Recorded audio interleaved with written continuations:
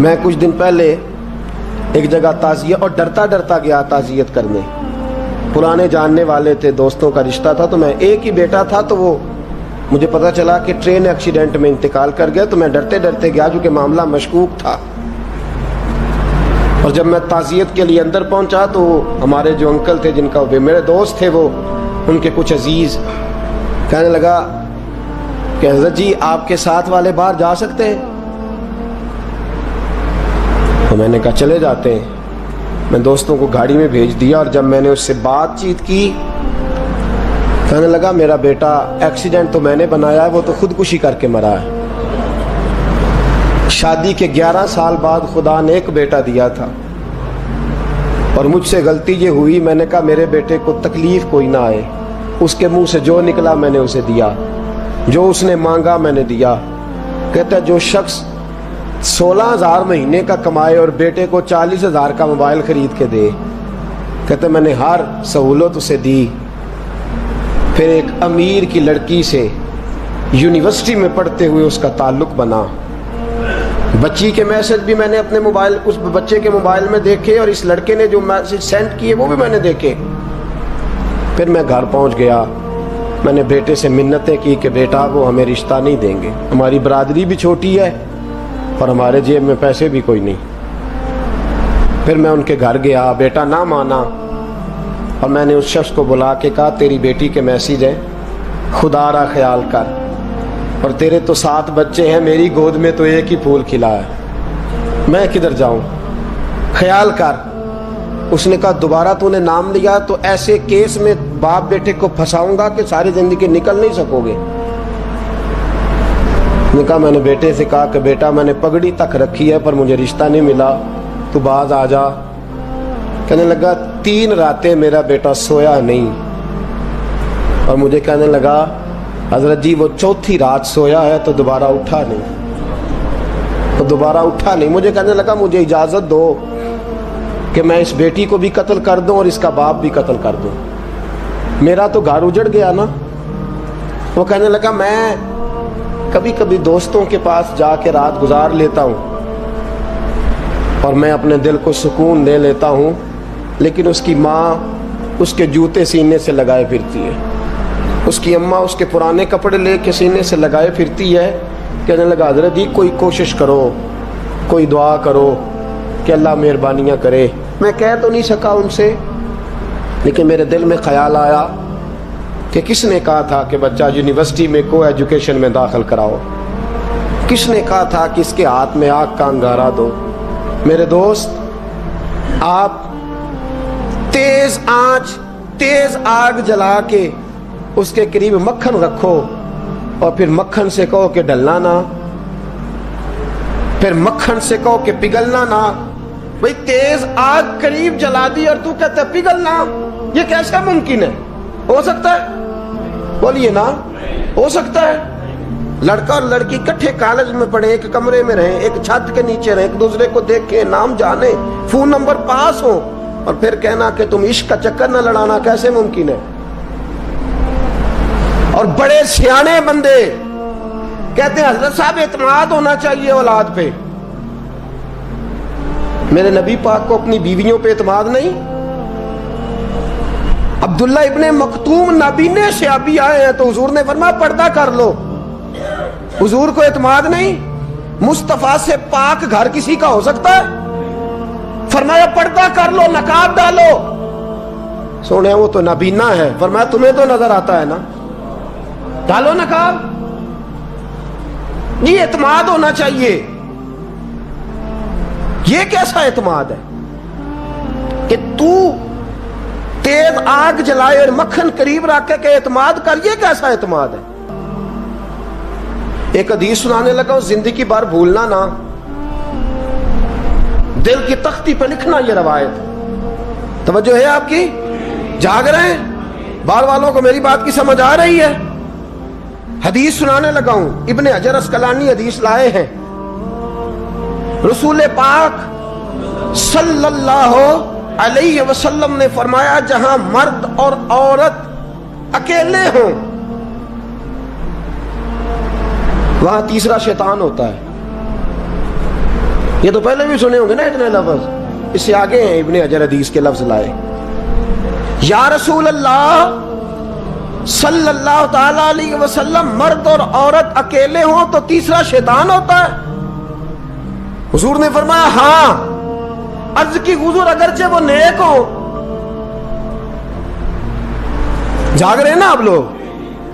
اگرچہ وہ جہاں مرد اور عورت اکیلے ہوں وہاں تیسرا شیطان ہوتا ہے. حضور اگر وہ نیک ہو لکھ لو دل کی تختی پر. میرے رسول نے فرمایا اگر عیسیٰ کی ماں مریم بھی ہو اور زکریا کا بیٹا یحییٰ بھی ہو تو میں ان دونوں کو بھی اکیلا بیٹھنے کی اجازت نہیں دے سکتا. فرمایا عیسیٰ کی ماں مریم جو رہی مسجد میں، پلی مسجد میں، جس کی پاکیزگی کا اعلان قرآن کر رہا ہے، عیسیٰ کی ماں مریم.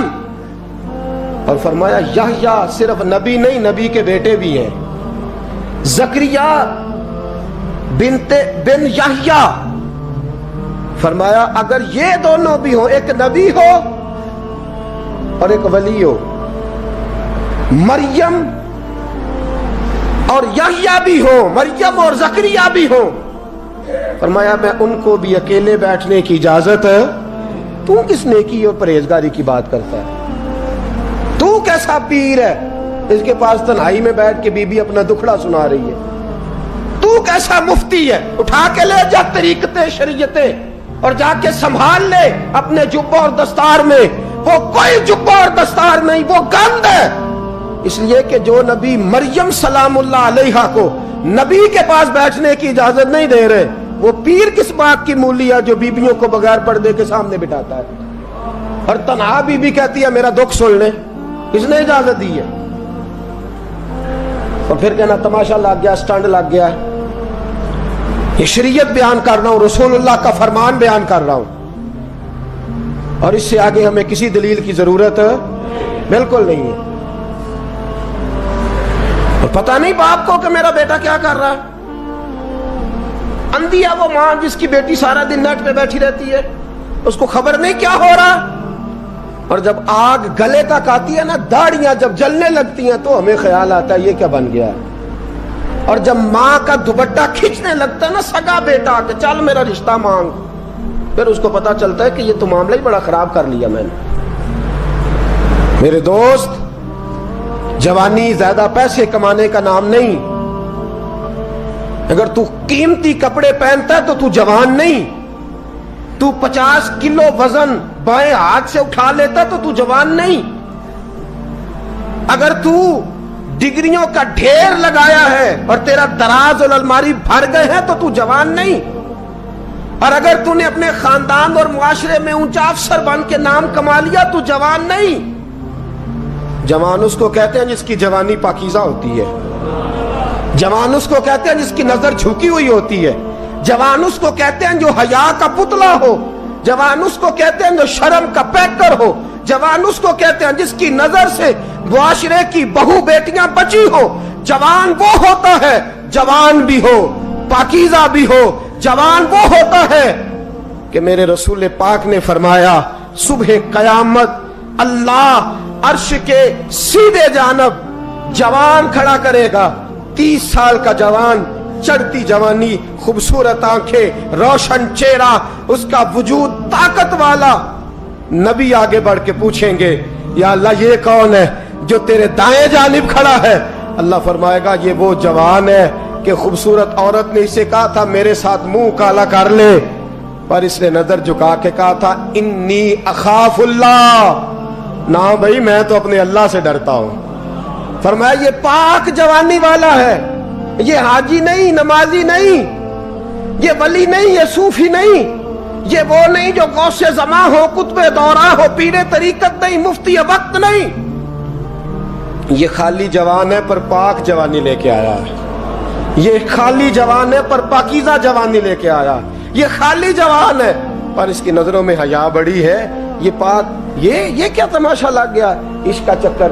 اور آج جتنی مصیبتیں کھڑی ہوئی ہیں